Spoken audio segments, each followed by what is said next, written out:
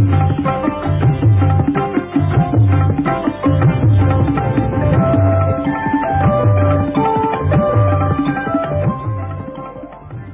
is All India Radio. We now present a special live radio bridge program in English and Hindi on Lok Sabha elections 2014. In this program, we will connect you to the studios of AIR Chandigarh, Cuttack and Bhubaneswar to get the comments and views of the experts and our correspondents. The expert in Delhi studio is Omkar Chaudhary, editor Hari Bhumi. The program is anchored by AIR correspondent Akhil Mittal. ये आकाशवाणी है। अब आप सुनिए लोकसभा चुनाव 2014 के बारे में हिंदी और अंग्रेजी में विशेष रेडियो ब्रिज कार्यक्रम। इस कार्यक्रम में दिल्ली स्टूडियो में बैठे विशेषज्ञ आकाशवाणी की चंडीगढ़, कटक और भुवनेश्वर स्टूडियो में मौजूद संवाददाताओं के साथ आम चुनाव की स्थिति का विश्लेषण करेंगे। दिल्ली स्टूडियो में मौजूद विशेषज्ञ हैं हरिभूम के संपादक ओमकार चौधरी। कार्यक्रम का संचालन कर रहे हैं आकाशवाणी संवाददाता अखिल मित्तल। नमस्कार श्रोताओं, देश में चुनावी महासमर की धूल उड़ने लगी है। सभी दलों के सेनापति अपने अपने चक्रव्यूह सजाने में लगे हैं और हम हमेशा की तरह इस चुनावी कुरुक्षेत्र का आंखों देखा हाल आप तक पहुंचाने के लिए महाभारत के संजय की भूमिका में हैं। हमने 9 चरणों में हो रहे मतदान के अनुरूप 9 रेडियो ब्रिज कार्यक्रमों की योजना बनाई है। आज तीसरे चरण में हमारी नजर उत्कल प्रदेश यानी ओडिशा, किसानों की धरती हरियाणा और देश के दिल यानी दिल्ली पर है। इस चुनावी चक्रव्यूह को जानने समझने में मदद के लिए हमारे साथ स्टूडियो में दैनिक हरिभूमि के संपादक वरिष्ठ पत्रकार ओंकार चौधरी मौजूद हैं। चौधरी साहब, आपका स्वागत है। शुक्रिया। कटक और चंडीगढ़ स्टूडियो से भी हमारे साथ विशेषज्ञ होंगे। चौधरी साहब, आज हम, जैसा मैंने अभी बताया, दिल्ली, हरियाणा, उड़ीसा में कुल मिला के 38 लोकसभा सीटों के साथ ओडिशा विधानसभा की 147 सीटों की पड़ताल भी करने वाले हैं। सरसरी तौर पर आपकी नजर में इन तीनों राज्यों में कैसा घमासान है? देखिए, पहले उड़ीसा की चर्चा करें। उड़ीसा में बड़ा दिलचस्प चुनाव है क्योंकि विधानसभा के इलेक्शन भी हो रहे हैं और लोकसभा के इलेक्शन तो हैं ही। आप जानते हैं कि नवीन पटनायक 2000 से वहां के मुख्यमंत्री हैं, तो 14 साल उनको बतौर मुख्यमंत्री हो गए हैं। किस तरह की वहां एंटी इनकम्बेंसी है या नहीं है, इस चुनाव में साफ होगा। 2000 में जब, बल्कि 1999 में भारतीय जनता पार्टी और बीजू जनता दल ने पहला साझा मिलकर के चुनाव लड़ा था और उस समय अटल बिहारी वाजपेयी केंद्र में प्रधानमंत्री बने थे। भारतीय जनता पार्टी को भी अच्छी सीटें मिली थी लोकसभा में और बीजू जनता दल को भी काफी सीटें मिली थी। कांग्रेस को शायद 2 ही सीटें मिली थी 21 में से। और जब 2000 में विधानसभा के इलेक्शन हुए थे तो भारतीय जनता पार्टी ने 38 सीटें जीती थी और बीजेडी ने वहां से 68 सीटें जीती थी और अच्छी मेजोरिटी के साथ में नवीन पटनायक मुख्यमंत्री बने थे। जब 2004 में दोबारा इलेक्शन हुए तो फिर इन दोनों को वहां अच्छी मेजोरिटी मिली और फिर नवीन पटनायक ने मुख्यमंत्री पद की शपथ ली। और 2009 में आप जानते हैं 2007 और 2008 में कंधमाल हुआ जी। और उसके बाद जो वहां का घटनाक्रम था तो भारतीय जनता पार्टी और बीजेडी के दोनों के रास्ते अलग हो गए, लेकिन उसका फायदा नवीन पटनायक को मिला। भारतीय जनता पार्टी खासी नुकसान में रही। तो ये दूसरा चुनाव है जब भारतीय जनता पार्टी अलहदा लड़ रही है और बीजेडी भी अलहदा लड़ रही है। तो ये एक उड़ीसा में ये एक टेस्ट होना है कि जो 2009 में उन्होंने प्रदर्शन किया था, 103 सीटें मिली थी विधानसभा की और लोकसभा में भी उनको 14 सीटें मिली थी, तो उसको रिपीट करते हैं या कांग्रेस एक पावर बन के वहां उभरती है या भारतीय जनता पार्टी अच्छा प्रदर्शन करती है। दूसरा स्टेट हरियाणा जी। तो हरियाणा में बड़ा दिलचस्प चुनाव हो रहा है।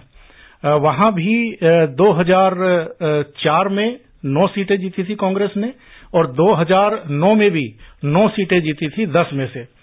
एक सीट 2004 में भारतीय जनता पार्टी को मिली थी सोनीपत की और एक सीट हरियाणा जनहित कांग्रेस को मिली थी 2009 में हिसार की, जहां से भजन लाल जीते थे।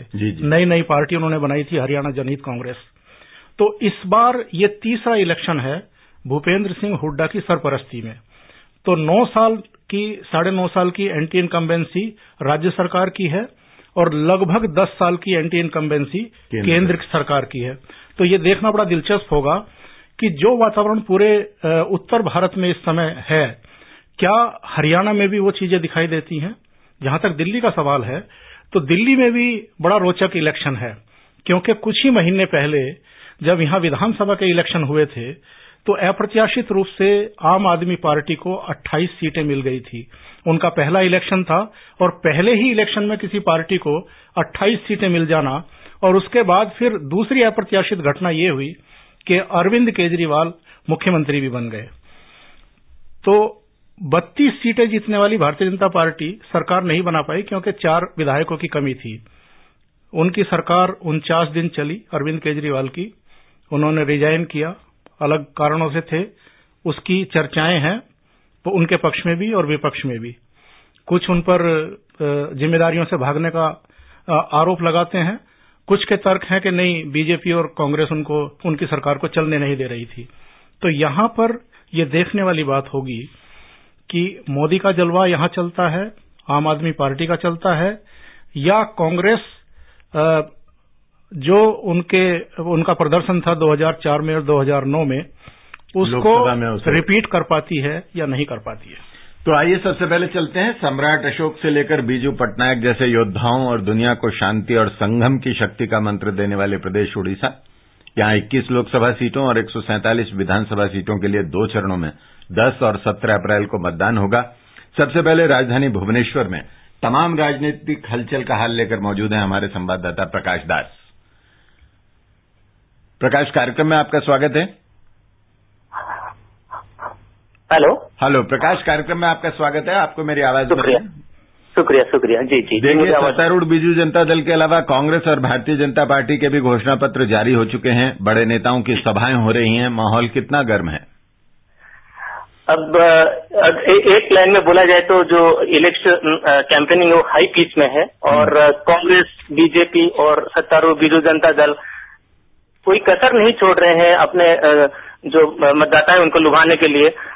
कांग्रेस ने तो आज ही सबसे आखिरी में अपना जो मैनिफेस्टो रिलीज किया है, और उन्होंने इस हद तक किया है कि जितने सारे जो माइनिंग स्कैम और चिट फंड स्कैम और जितने सारे स्कैम्स हुए हैं पिछले 14 साल में, सबकी सीबीआई जांच कराने की उन्होंने प्रॉमिस किया है। इसके साथ उड़िया यूनिवर्सिटी और लोकायुक्त की भी बात की है।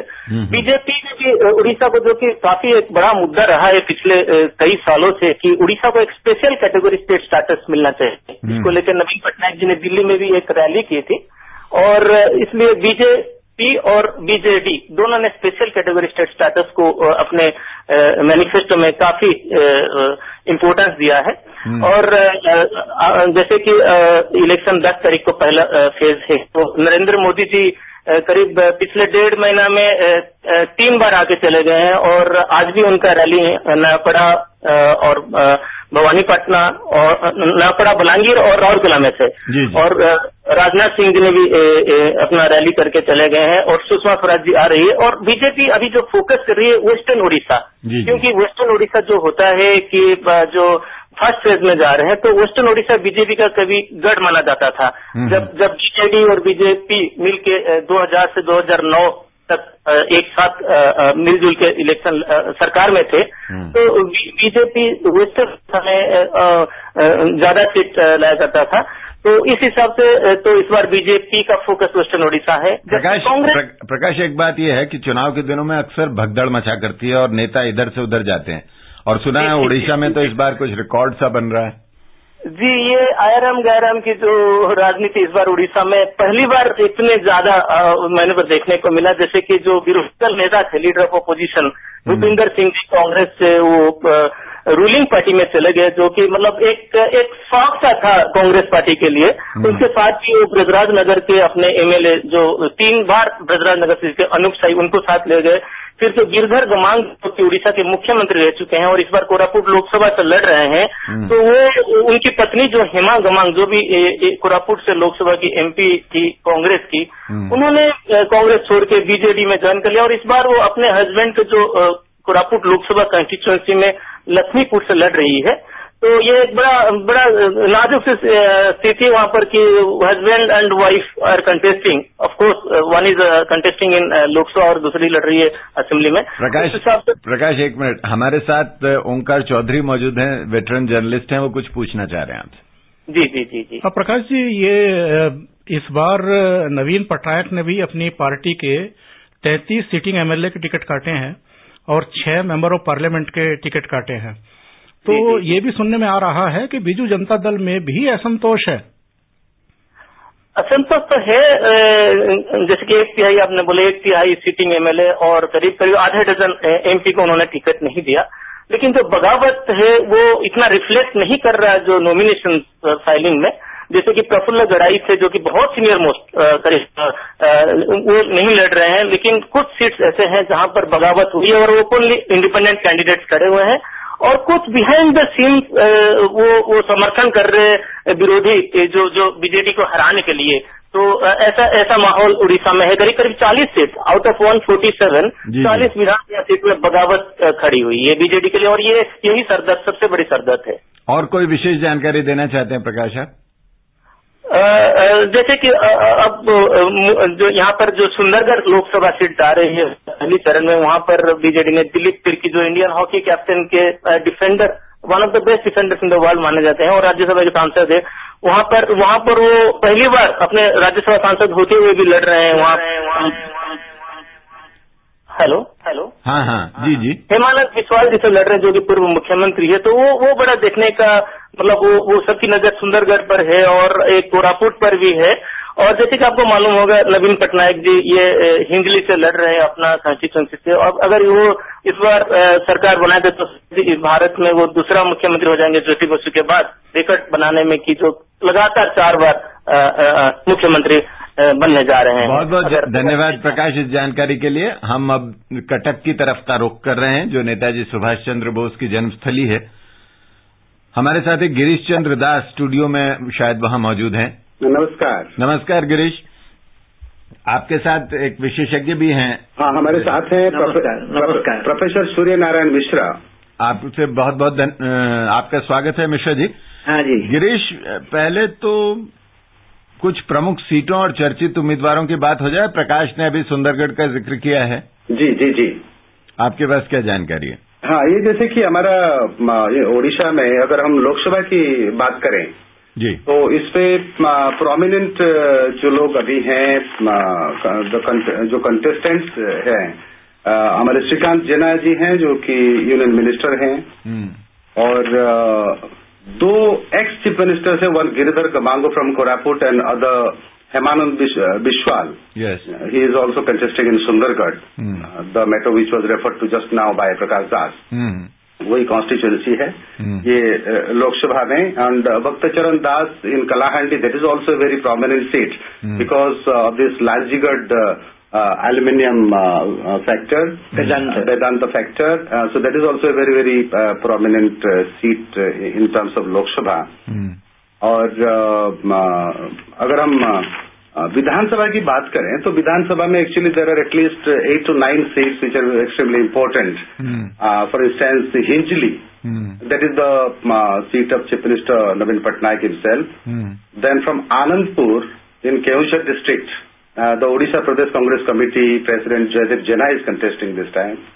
Then Lakshmipur also presents a very interesting spectacle in the sense that Mrs. Hema Gamango is a candidate this time from BJD ticket. She happens to be the wife of former Chief Minister of Odisha, Giridhar Gamango. Who is a Congress candidate from Koraput. Yes. Congress candidate from Koraput. Okay. Yeah, no, Congress candidate, Congress Lok Sabha. If we talk, if we talk about Lok Sabha candidate is Jinna Hikaka. Okay. The MLA, formerly was the MLA who was accepted by Mahavist. Okay. Yeah. तो professor Suryanarayan Mishra, हाँ जी, आपसे बात करें। उड़ीसा के जो main 3 हिस्से माने जाते हैं, कोस्टल, वेस्टर्न और सदर्न जी, हवा का रुख कैसा है? How the wind is blowing? Well, हम अगर 3 हिस्सों का बात करें, 3 हिस्सों में तो बीजेडी का दबदबा था जब पंचायत इलेक्शन और ये म्युनिसिपल इलेक्शन हुआ था, पौर इलेक्शन हुआ था जी। मगर ये जो लोकल इलेक्शन होता है और ये लोकसभा और विधानसभा का जो इलेक्शन होता है, इसमें फर्क पड़ता है। वो बात तब का था जब ये लोकल इशू पर इलेक्शन हुआ था। अब national issue and state issue पर इलेक्शन हो रहा है।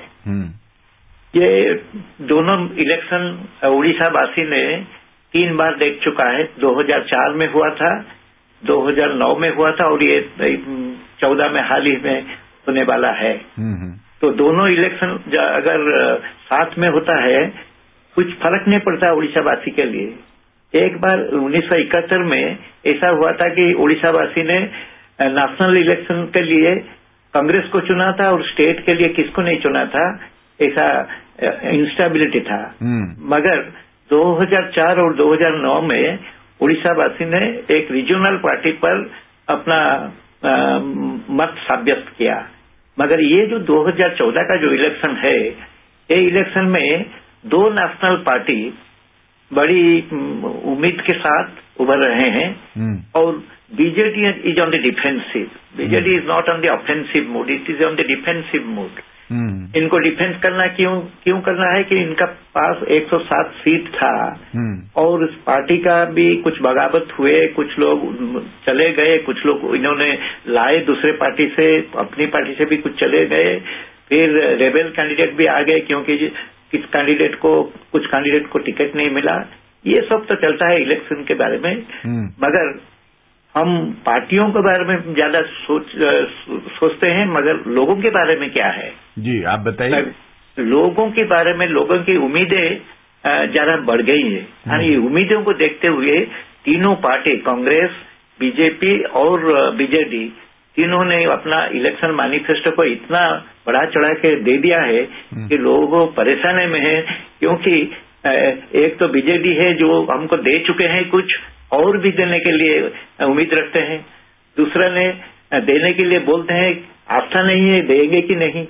और बीजेपी का वो स्टेट की इलेक्शन के बारे में बीजेडी लोग सोचते, बीजेपी स्टेट की इलेक्शन में गवर्नमेंट बनाएगा कि नहीं, लोग सोचते हैं वो तो इधर केंद्र में अगर आएगा तो यहाँ क्या होगा।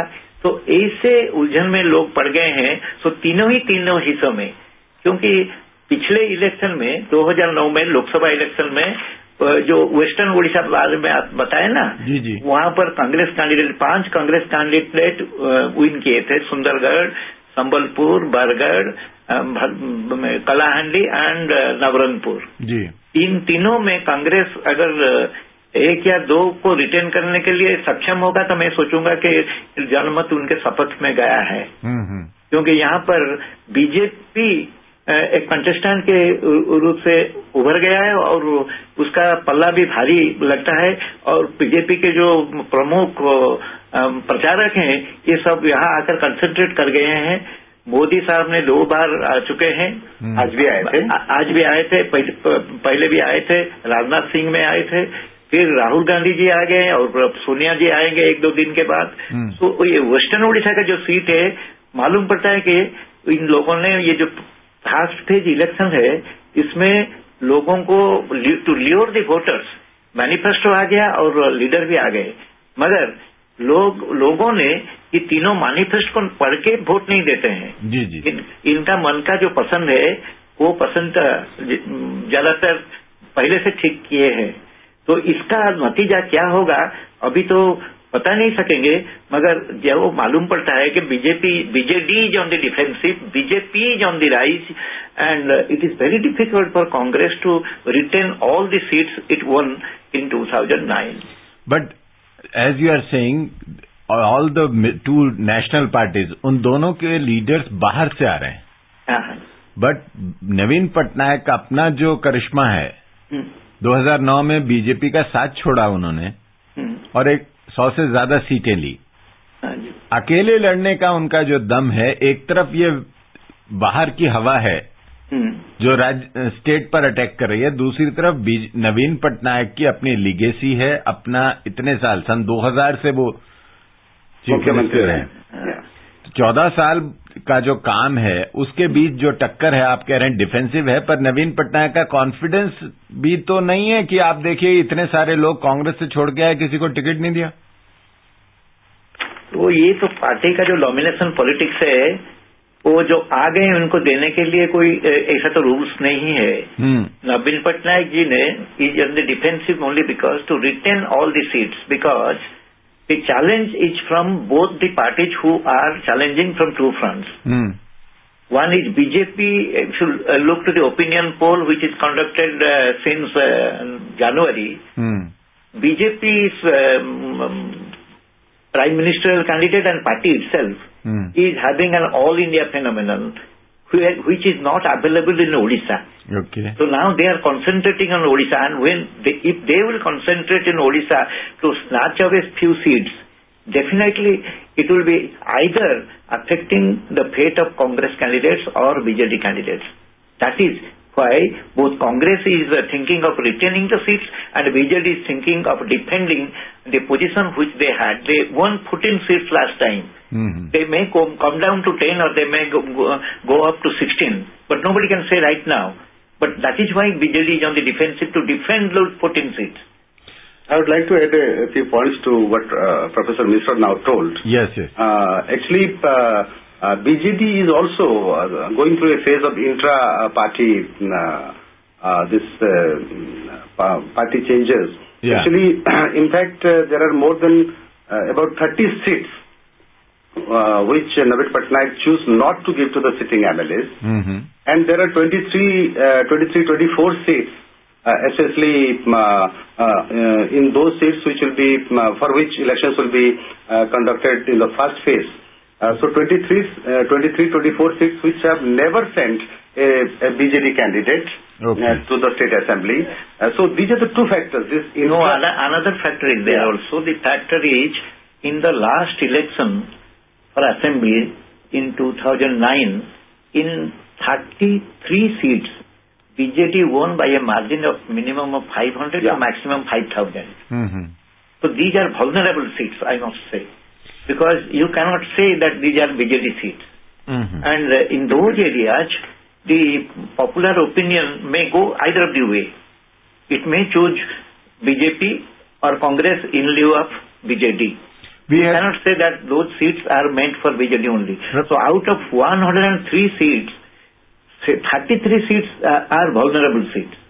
Professor Mishra, we have veteran journalist Onkar Chaudhary here with me in the studio. He has a question. Yes.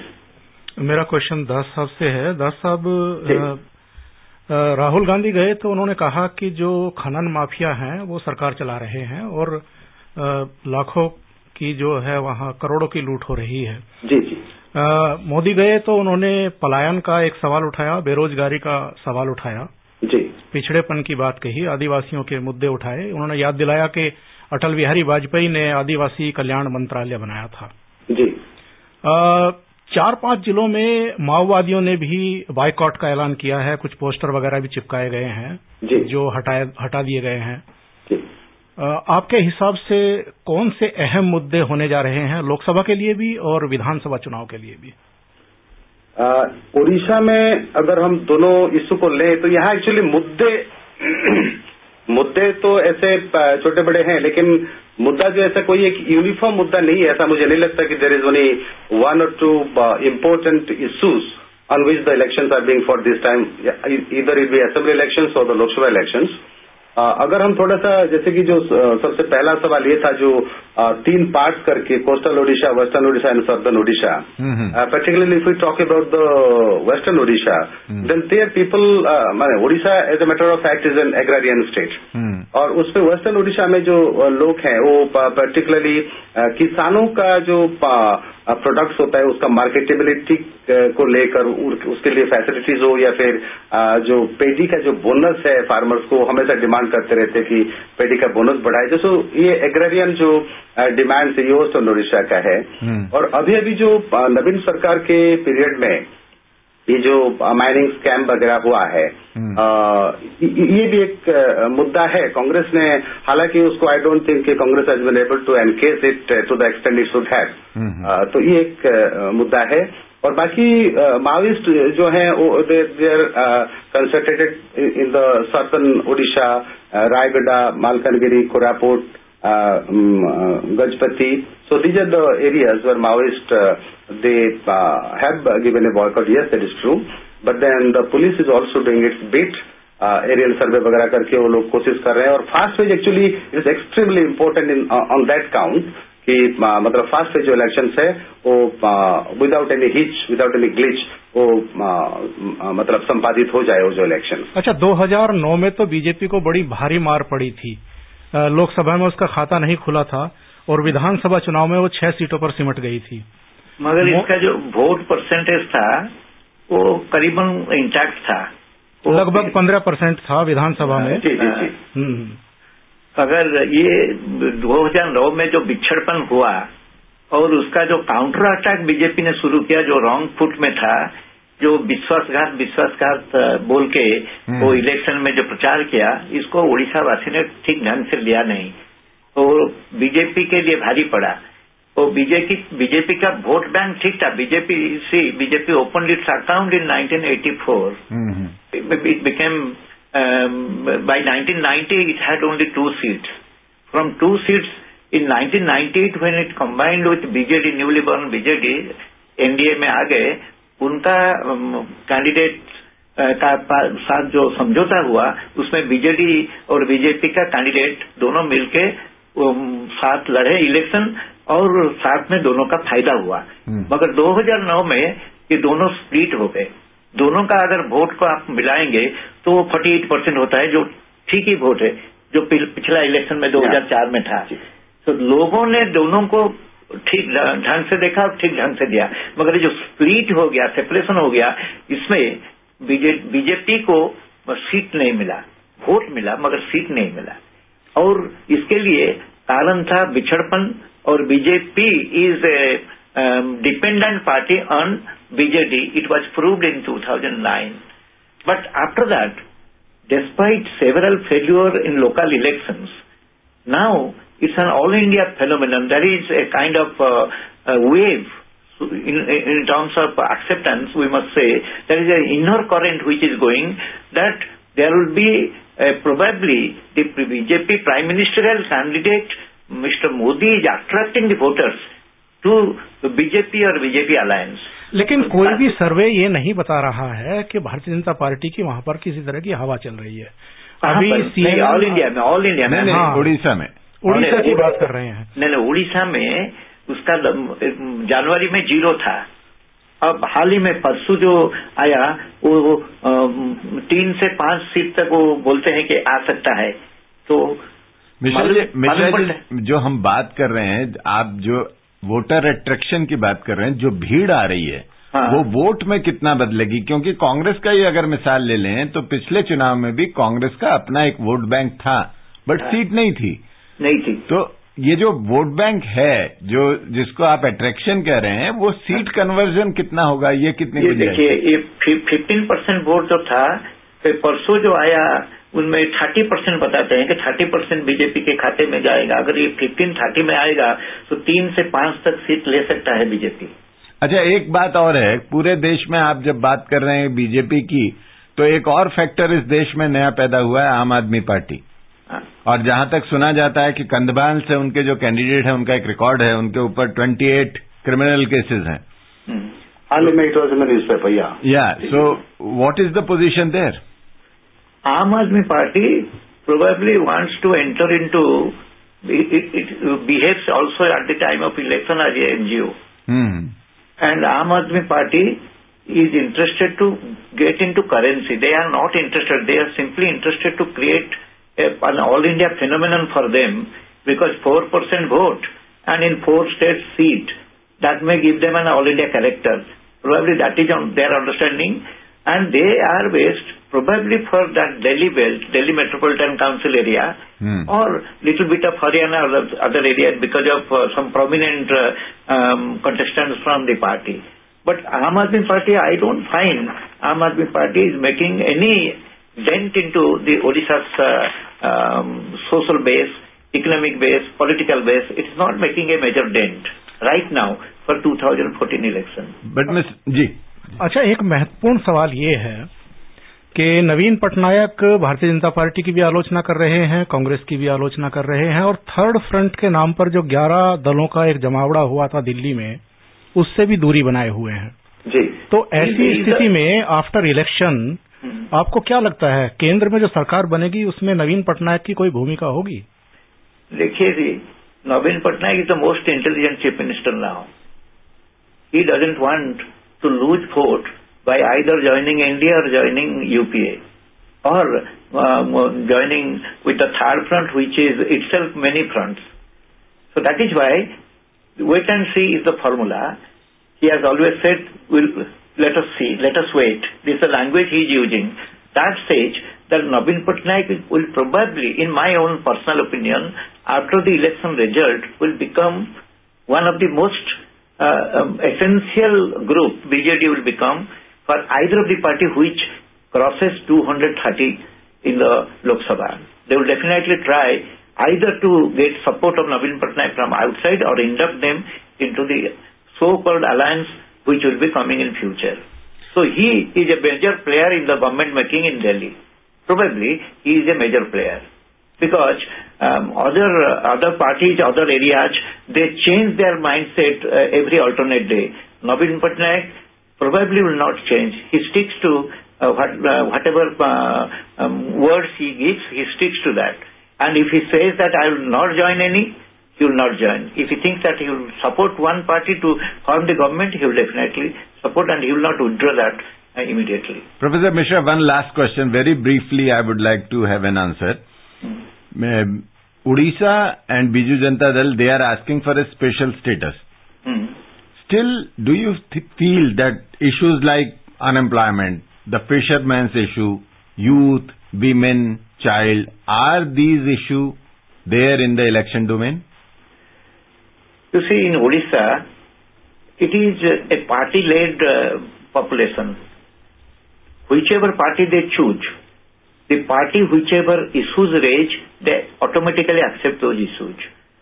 So when we look to the Odishan voters have never picked up these minor issues. Because you see, issue-based politics has never come to Odisha election at any point of time. It is at times leader-led or party-led. So issue orientation is not seen. But in this election, issues have been created by political parties so that they will lure the voters to their side. We will test this in this election. So it is premature on my part to say that whether farmers issue or the unemployment issue will figure in electoral mandate or not. Thank you, Mr. Mishra. Thank you, Girish. Thank you so much for your input. Thank you. Orissa के बारे में हमने काफी विस्तार से चर्चा कर ली और बहुत देर से चंडीगढ़ स्टूडियो में हमारी सहयोगी आकांक्षा शर्मा अपने दो विशेषज्ञों के साथ शायद हमारे इंतजार में हैं। आपका बहुत बहुत स्वागत है आकांक्षा। Thank you sir. 10 अप्रैल को आपके यहाँ 10 सीटों पर मतदान होना है। 10 साल से कांग्रेस की सरकार है हरियाणा में, इस बार चुनाव की बिसात कैसी बिछी है? इस बार तो लोकसभा चुनाव बहुकोणीय बन गया है। 6 प्रमुख दल हैं, Congress, Indian national Lokdal, Bharatiya Janata party, Haryana जनहित कांग्रेस और भारतीय जनता पार्टी का गठबंधन है। बहुजन समाज पार्टी और आम आदमी पार्टी है। इन सबके मैदान में उतरने से मुकाबला दिलचस्प हो गया है। आप जिस मुकाबले को दिलचस्प बता रही हैं, ऐसी कोई कुछ सीटें बता सकती हैं जिन पर वाकई बहुत तगड़ा मुकाबला हो रहा है? हरियाणा में वैसे तो जो लाल फैक्टर था वो खत्म हो गया है, लेकिन फिर भी उनकी आगे की पीढ़ियां जो है वो आपस में मुकाबला कर रही हैं। जैसे हिसार सीट पर भजनलाल के बेटे कुलदीप बिश्नोई कांग्रेस जनहित पार्टी से और देवीलाल के पड़पोते दुष्यंत चौटाला लड़ रहे हैं और बंसीलाल की पोती भिवानी महेंद्रगढ़ सीट से लड़ रही हैं श्रुति चौधरी जी। तो अभी तक तो हरियाणा में जो पहले इलेक्शंस होते आए हैं उसमें इंडियन नेशनल लोकदल और कांग्रेस में ही मुख्य मुकाबला होता आया है। पर इस बार मोदी की लहर पर सवार होकर शायद वो भी कोशिश कर रहे हैं। उन्होंने गठबंधन भी किया है अपना जनहित कांग्रेस के साथ। अब देखना है कि वो कितना है इसमें आगे कर सकते हैं कुछ। आपके साथ विशेषज्ञ कौन कौन है उनसे? मेरे साथ जो हैं बलवंत तक्षक हैं, हरियाणा इनाडू के संपादक हैं, गुरमीत सिंह हैं असिस्टेंट प्रोफेसर पंजाब यूनिवर्सिटी के। आप दोनों का स्वागत है कार्यक्रम में। धन्यवाद। पहला सवाल तक्षक साहब से कर रहा हूं। जैसा कि अभी आकांक्षी जी ने बताया कि बहुकोणीय मुकाबला हो गया है और लाल जो परिवार का वर्चस्व था वो अब समाप्त होता दिख रहा है, आपको ऐसा लग रहा है? जाहिर है बंसीलाल, देवीलाल और भजनलाल जी इस दुनिया में नहीं हैं, लेकिन भजनलाल जी के बेटे चुनाव लड़ रहे हैं, बंसीलाल जी की पोती चुनाव लड़ रही हैं और देवीलाल जी के पड़पोत्र दुष्यंत चौटाला है, वो हिसार से भजनलाल जी के बेटे के मुकाबले में चुनाव लड़ रहे हैं। लाल नहीं है लेकिन लालों के लाल मैदान में हैं और आपस में उनकी जो टक्कर है उसको हरियाणा के जो मतदाता है वो देख रहे हैं कि इस दाव पेच में कौन अपनी बाजी जीतता है। तक्षक जी, ओमकार चौधरी बोल रहा हूं। जी चौधरी साहब, आपको क्या लगता है, क्या सिनेरियो है इस समय हरियाणा का? क्योंकि 2004 में 10 में से 9 सीट कांग्रेस ने जीती, 2009 में फिर रिपीट किया, 9 सीटें जीती।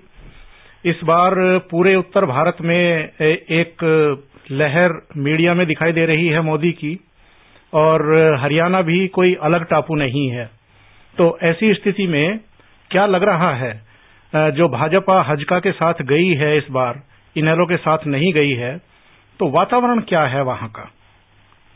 देखिए चौधरी साहब, अभी तक के जो लोकसभा के इलेक्शन हमने देखे हैं या विधानसभा के चुनाव देखे हैं, उनमें आमतौर पर कांग्रेस बनाम अदर्स पार्टियां होती थी। ये लोकसभा चुनाव इस तरह का है जिसमें मोदी बनाम अदर्स है। बीजेपी भले ही हरियाणा में कभी अपने बलबूते पर एक आध सीट जीतने में कामयाब हो पाई हो लोकसभा में, लेकिन जब भी उसका किसी पार्टी के साथ गठबंधन हुआ है, स्टेट में उनकी सरकार बनी है और लोकसभा में भी उन्होंने 5 सीटें तक जीती हैं। ये कहा यह जाता है कि कोई भी व्यक्ति पार्टी से ऊपर नहीं है, लेकिन लोकसभा चुनाव में जो हम देख रहे हैं, मोदी लगता है कि बीजेपी की तुलना में मोदी का कद बड़ा हो गया है। जहां प्रचार जो हो रहा है, जो पोस्टर लगे हैं, जो रैलियों में संबोधित जिस ढंग से मोदी करते हैं, लगता है ये चुनाव मोदी के नाम पर लड़ा जा रहा है।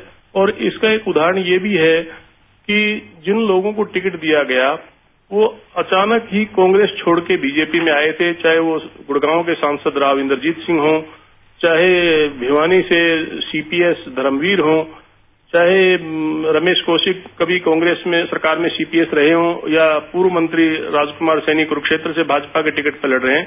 उन सबको लगता है कि भाई कांग्रेस इस समय वीक पोजीशन में है, इसलिए तुरंत पाला बदल के और मतदाताओं के सामने बीजेपी के टिकट पर मैदान में आया जाए।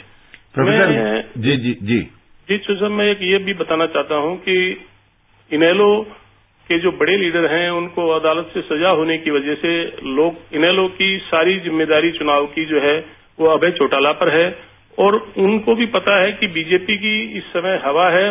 इनेलो की कोशिश थी कि बीजेपी के साथ किसी तरह से उनका चुनावी गठबंधन हो जाए, लेकिन वो बात नहीं बनी और हजका के साथ बीजेपी ने अपना गठबंधन रखा है। भजनलाल के बेटे की जो पार्टी है उनका शहरी जनाधार है और बीजेपी का भी जनाधार शहरों में ही है।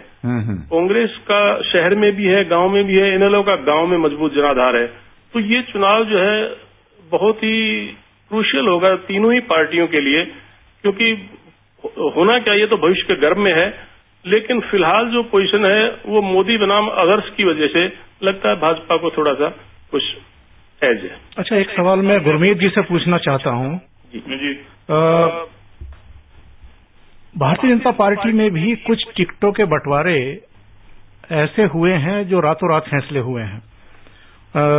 चाहे अश्वनी चोपड़ा को करनाल से उतारने का हो या रोहतक में ओम प्रकाश धनखड़ को लाने का हो। ओम प्रकाश धनखड़ को आप जानते हैं कि 2009 में जब वो दादरी से लड़े थे तो केवल 3200 वोट मिले थे जी। और तीसरा कुरुक्षेत्र में भी अगर भारतीय जनता पार्टी कोई और मजबूत कैंडिडेट खड़ा करती तो शायद नवीन जिंदल के लिए थोड़ा सा मुश्किल पेश आ सकती थी। आपका आकलन क्या है? नहीं, निश्चित तौर पे देखिए, जैसे हम हरियाणा की अगर बात करें तो काफी कंफ्यूजन पार्टीज में रहा है। इवन हजका ने पहले करनाल सीट मांगी थी, आपको मालूम होगा, फिर सिरसा करी। लास्ट तक ये कंफ्यूजन चलता रहा कि चौटाला साहब की पार्टी से गठबंधन होगा या हजका से होगा। अभी भी ये कंफ्यूजन है कि अकाली दल जो है वो आके आईएनएलडी के लिए वोट मांग रहा है, जबकि वो भाजपा का सहयोगी है पंजाब में।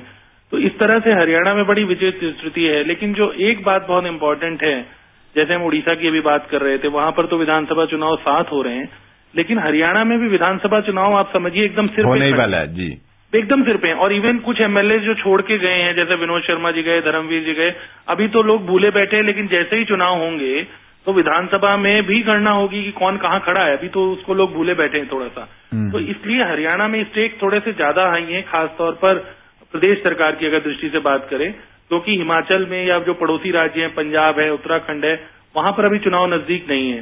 लेकिन हरियाणा में इस बात से भी लोगों का बहुत ध्यान रहेगा, क्योंकि जैसे हम लोग हमेशा पत्रकारिता की भाषा में कहते हैं कि सेमीफाइनल है, सेमीफाइनल से भी समझिए ये नजदीक है, मतलब बिल्कुल फाइनल जैसा ही समझिए, क्योंकि जो ये रिजल्ट आएंगे ये बहुत इससे इंगित होगा कि वो आगे किस तरह का परिणाम राज्य में कांग्रेस के लिए रहेगा। गुरमीत सिंह जी, हम स्थापित पार्टियों की बात कर रहे हैं, एक नया फैक्टर है आम आदमी पार्टी जी, भाजपा, हजका, इंडियन नेशनल लोकदल, कांग्रेस, सब जाने पहचाने चेहरे हैं जी।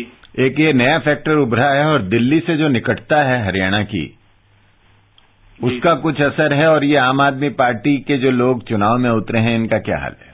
जी देखिए, बिल्कुल आपने ठीक कहा, क्योंकि अरविंद केजरीवाल खुद हिसार के रहने वाले हैं जी, और जो सबसे ज्यादा रुचि लोगों की है वो गुड़गांव सीट पे है, क्योंकि आप जानते हैं कि आपका जो थिंक टैंक है उसके जो सबसे बड़े शख्स हैं वो योगेंद्र यादव हैं, जो अहीर भी हैं, और क्योंकि वो बेल्ट अहीर की मानी जाती है। लेकिन अगर आप मेरे व्यक्तिगत आकलन की बात मैं कहूं तो बहुत टफ सीट उनके लिए भी है। और यादव, क्योंकि राव इंद्रजीत वहां से 3 बार पहले सांसद रह चुके हैं, और प्लस अगर उन्हें बीजेपी में मोदी साहब का फायदा हो जाता है, आपकी जानकारी के लिए कल ही मोदी साहब ने स्पेशली गुड़गांव में सभा भी करी है उनके समर्थन में, और वो रूरल एरियाज भी बहुत है, क्योंकि दिल्ली में आपकी सफलता जो थी, क्योंकि शहरी इलाके थे, वहां पर एक कैंपेन चलाना, एक उसको संगठन को ऑर्गेनाइज करना, मुझे लगता है शायद थोड़ा आसान होता है कंपैरेटिवली हरियाणा जैसे ग्रामीण बहुल क्षेत्र में। तो इस वजह से आपकी जो उपस्थिति है सबसे ज्यादा वो तो गुड़गांव में ही लगती है, जहां पर ये लगता है कि वो मुकाबले में आ पाएंगे। जहां तक बाकी सीटों की बात है, उन्होंने कुछ, जैसे एक फॉर्मर आईएएस अफसर हैं उनको हिसार से खड़ा किया है, या रोहतक से मुख्यमंत्री के जो पुत्र हैं उनके खिलाफ उन्होंने एक बहुत पुराने उनके कार्यकर्ता है नवीन जयहिंद, और उन्होंने रोहतक से ही आपने यहाँ पर अरविंद केजरीवाल ने कैंपेन भी शुरू करी थी। आपकी जानकारी के लिए बता दूं कि जो वैगन आर बहुत मशहूर हुई थी अरविंद केजरीवाल की टीवी के माध्यम से, वो उन्होंने गिफ्ट करी है नवीन जयहिंद को, रोहतक से जो प्रचार कर रहे हैं। लेकिन वहां पर क्योंकि वो एक सीट अगर कांग्रेस के लिए सबसे कंफर्टेबल मानी जाती है तो वो रोहतक की संभवतः मानी जाती है, क्योंकि जैसे अभी चौधरी साहब भी कह रहे थे कि ओम प्रकाश धनखड़ को वहां पर जब कैंडिडेट बनाया गया तो थोड़ा सा सरप्राइज था, क्योंकि कैप्टन अभिमन्यु जो वहां से पहले चुनाव लड़ते रहे उनकी बात थी। तो आप बहुत ज्यादा सीटों पे ऐसा नजर नहीं आ रहा कम से कम कि इस बहुकोणीय मुकाबले में अपनी जगह बना पाएगी। एक और जो सीट रोचक कह सकते हैं वो सिरसा की है, क्योंकि वहां पर अकाली दल के एक सिटिंग एमएलए को आईएनएलडी ने अब अपनी टिकट देके चुनाव लड़ाया है, और वो अब वहां से उम्मीदवार है, और वहां से इसलिए भी क्योंकि अशोक तंवर, जिनको राहुल गांधी की टीम का हिस्सा माना जाता है, वो प्रदेश अध्यक्ष बनाए गए हैं, तो वो सुरक्षित सीट है सिरसा की, तो उस पर भी एक लोगों की नजर रहेगी। लेकिन जो आपका सवाल आप स्पेसिफिक था, तो वो निश्चित तौर पे योगेंद्र यादव की सीट जो गुड़गांव है, वो उस पे आपकी दृष्टि से सभी की नजर है। आप दोनों विशेषज्ञों से एक सवाल है मेरा कि हम जब भी बात कर रहे हैं इतनी देर से, बहुत आया राम गया राम हरियाणा से निकला शब्द, तो जो लोग राव इंद्रजीत जैसे लोग जो अभी 6 महीने पहले तक कांग्रेस में थे, सारे चुनाव कांग्रेस के लिए लड़ते रहे, कांग्रेस से वोट मांगते रहे, वो जब मतदाता के पास जाते हैं तो मतदाता कभी, आप लोग विशेषज्ञ हैं, कभी पूछता नहीं है कि रातों रात हृदय परिवर्तन कैसे होता है? राव इंद्रजीत जी का तो फिर भी वो 2 साल से हुड्डा सरकार से दूरी बनाए हुए थे, तो उनका तो फिर भी बचाव है। लेकिन 2 लोग ऐसे हैं, इनफैक्ट 3 अगर मैं सारी पार्टियों की बात करूं, उनमें एक तो धर्मवीर हैं जो भिवानी से हैं, नो डाउट ये सवाल उनके लिए बनेगा जो आप पूछ रहे हैं, रमेश कौशिक जो सोनीपत से उम्मीदवार हैं, और एक सुशील इंदौरा जो हजका में गए हैं, बीजेपी में नहीं गए, लेकिन वो भी गठबंधन एक ही है, तो वो भी कांग्रेस से ही शिफ्ट हुए हैं। जब लोग इस तरह से खड़े खड़े दल बदल लेते हैं और फिर उसी मतदाता के पास जाते हैं, तो मतदाता आपको लगता है देश का कभी कोई सवाल नहीं करता? देखिए, जहां तक राव इंद्रजीत सिंह का सवाल है, राव इंद्रजीत सिंह की एक राजनीतिक पृष्ठभूमि है। इनके पिता राव वीरेंद्र सिंह हरियाणा के दूसरे मुख्यमंत्री थे, भगवत दयाल शर्मा के बाद वो चीफ मिनिस्टर बनाए गए थे, और उसके बाद केंद्र में भी वो मंत्री रहे हैं।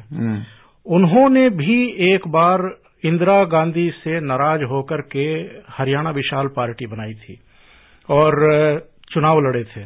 उसके बाद फिर शायद 80 में वापस भी आ गए थे कांग्रेस में ही।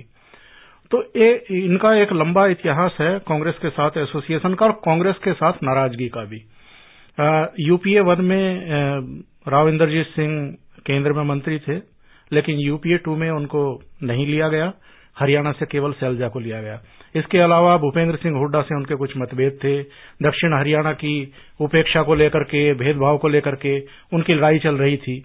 तो वो जस्टिफाई कर सकते हैं कि मेरी आवाज नहीं सुनी जा रही थी कांग्रेस में, इसलिए मैंने कांग्रेस छोड़ी है। लेकिन धर्मवीर सिंह तो रातों रात सीपीएस से इस्तीफा दिया, विधायकी से इस्तीफा दिया, बीजेपी में शामिल हुए और 24 घंटे के भीतर टिकट प्राप्त करके श्रुति चौधरी के खिलाफ जंग में कूद पड़े। हरियाणा की चर्चा अगर समय मिलेगा तो कुछ और करेंगे। फिलहाल हम बात करते हैं दिल्ली की, जहां पिछले दिसंबर में विधानसभा चुनाव में खासी उठापटक हुई थी। देश को नया राजनीतिक मुहावरा देखने को मिला आम आदमी पार्टी का। इस लोकसभा चुनाव में दिल्ली की 7 सीटों पर दंगल का हाल बताने के लिए हमारे साथ हैं आकाशवाणी के संवाददाता संत बहादुर। संत बहादुर, आपका कार्यक्रम में स्वागत है। नमस्कार अखिल। दिल्ली करीब 3 महीने में फिर चुनावी रंग में कितना रंग गया है?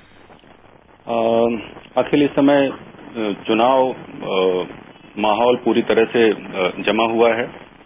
7 सीटों के लिए चुनाव मैदान में कुल 150 उम्मीदवार हैं, जिनमें 12 महिलाएं हैं। कांग्रेस ने वर्तमान सांसद और केंद्रीय मंत्री कृष्णा तीरथ को उत्तरी पश्चिमी दिल्ली और भाजपा ने मीनाक्षी लेखी को नई दिल्ली से उतारा है। साथ ही आम आदमी पार्टी ने भी एक महिला उम्मीदवार मैदान में उतारा है, जो उत्तरी पश्चिमी दिल्ली से है, राखी बिरला। सबसे अधिक उम्मीदवार नई दिल्ली सीट से हैं और सबसे कम 14 उम्मीदवार पश्चिमी दिल्ली से हैं। कांग्रेस, भाजपा, आम आदमी पार्टी और बसपा, ये 4 पार्टियां हैं जिन्होंने सभी 7 सीटों पर अपने उम्मीदवार खड़े किए हैं। इसके अलावा कांग्रेस ने अपने सभी वर्तमान सांसदों को उनकी मौजूदा सीटों से ही मैदान में उतारा है। संत बहादुर, यही सवाल है, कांग्रेस के चेहरे वही हैं, पर भारतीय जनता पार्टी ने कुछ बाहरी जो लोग आए, कुछ भीतरी जो चेहरे थे पर चुनाव के लिए शायद दिल्ली के लिए नए हैं, उनको टिकट में उतारा है। तो इसका कोई फर्क दिखाई दे रहा है?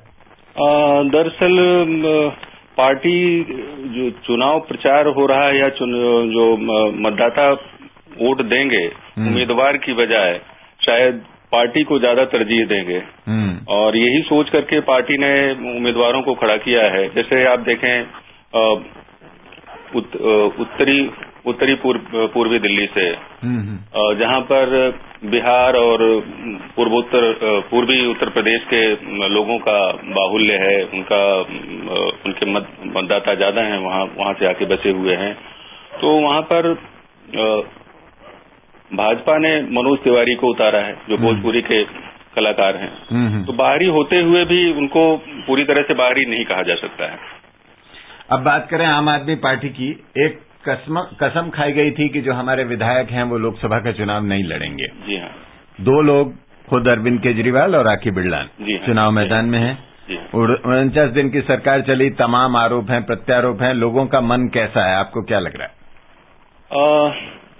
दरअसल सरकार बहुत जल्दी चली गई, जिसकी वजह से मुझे जो लगता है, या मैं जिन लोगों से बात की, कि वो खुश नहीं है। उनको लग रहा था कि एक नया अनुभव, एक नया एक्सपेरिमेंट जो दिल्ली में हो रहा था, एक ही साल में पार्टी बनी और सरकार बना लिया। ठीक है, उनको पूर्ण बहुमत नहीं हासिल हुआ था, कांग्रेस के सहयोग से उनकी सरकार बनी थी, लेकिन फिर भी उन्हें सरकार में रह करके जनता को दिए गए वादों को पूरा करना चाहिए था। तो इसकी वजह से मुझे लगता है जनता में कुछ नाराजगी है, और इसका असर मतदान पर भी पड़ सकता है, परिणाम पर भी पड़ सकता है। और कोई विशेष बात दिल्ली के संदर्भ में आप बताना चाहेंगे?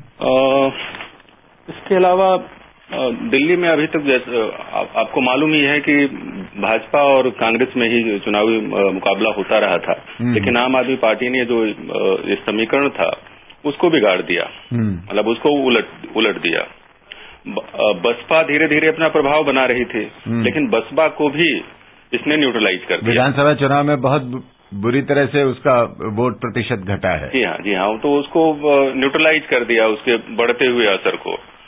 और इसके अलावा ठीक है संत बहादुर जी, बहुत बहुत शुक्रिया इस जानकारी के लिए। बाकी की चर्चा हम अपने विशेषज्ञों से कर लेते हैं। धन्यवाद। मुझे इशारा मिल रहा है हमारी चंडीगढ़ से बात अधूरी रह गई थी, समय कम है, एक बार फिर लौटते हैं चंडीगढ़। हेलो जी अब एक सवाल आखिरी है आप दोनों विशेषज्ञों से।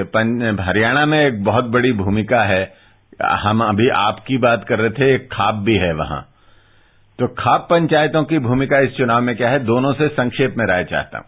देखिए, मैं तो ये कहूंगा जहां खाप है वहां आप नहीं है। अच्छा। क्योंकि आपका जो असर है वो शहरों में है और खाप का असर गांव में है। कोई भी पॉलिटिकल पार्टी खाप चाहे जो तुगलकी फरमान सुनाए, चाहे मुख्यमंत्री भूपेंद्र सिंह हुड्डा हो, चाहे चौटाला साहब हो, चाहे हजका के सुप्रीमो कुलदीप बिश्नोई हो, चाहे भाजपा के रामविलास शर्मा हो, खाप के खिलाफ किसी अखबार में, किसी प्रेस कॉन्फ्रेंस में, किसी टीवी पर कोई पॉलिटिशियन नहीं बोलता, क्योंकि खाप का एक बड़ा वोट बैंक है और सारी पार्टियां जानती हैं कि अगर खाप नाराज होंगी तो उनके वोट बैंक पर असर पड़ेगा। देखिए, मैं तो ये कहना चाहूंगा कि खाप जो है वो, क्योंकि पार्टी गांव में खाप जो होती है वो अपने भाईचारे को पार्टी के आधार पर खराब नहीं करना चाहती, तो इसलिए खाप नॉर्मली खुल के किसी पार्टी के सपोर्ट में नहीं आती। हालांकि अगर देखा जाए तो खाप ज्यादातर जाट डोमिनेटेड एरियाज में है और जाटों को कांग्रेस ने आरक्षण दिया है पिछले दिनों, और वो ये उम्मीद कर सकते हैं कि उनका सपोर्ट उन्हें मिलेगा।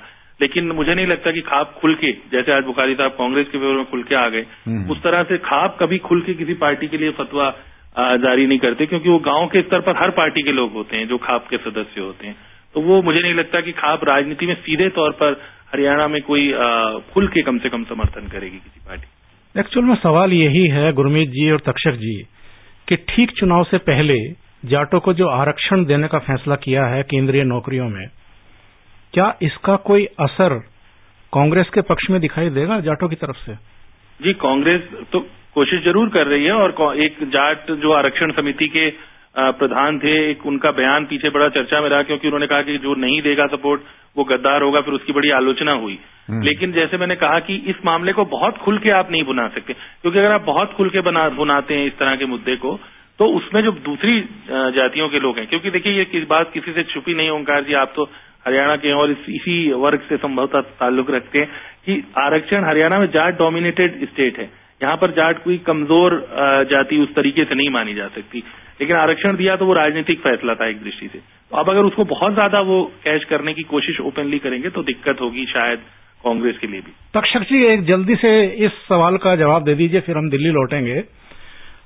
इंडियन नेशनल लोकदल की स्थिति क्या रहने जा रही है? 2009 के जो इलेक्शन थे उसमें भाजपा के साथ मिलकर चुनाव लड़ा था और दोनों ही पार्टियों को कोई सीट नहीं मिली थी। कांग्रेस ने 9 सीटें जीती थी, एक सीट पर हजका के टिकट पर भजन लाल विजयी रहे थे हिसार से। लेकिन थोड़े दिन बाद की आप हालात देखें तो 10 लोकसभा क्षेत्रों के तहत 90 विधानसभा क्षेत्र आते हैं और कांग्रेस ने करीब 68 सीट्स पर बढ़त हासिल की थी, लोकसभा की 9 सीटें जीती।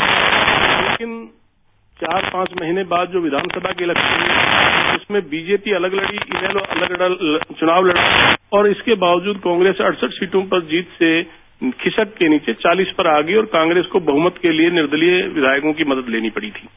तो चुनाव का जो समीकरण है वो कुछ हफ्ते, 10 दिन, 5 दिन, एक दिन में भी बदल जाता है।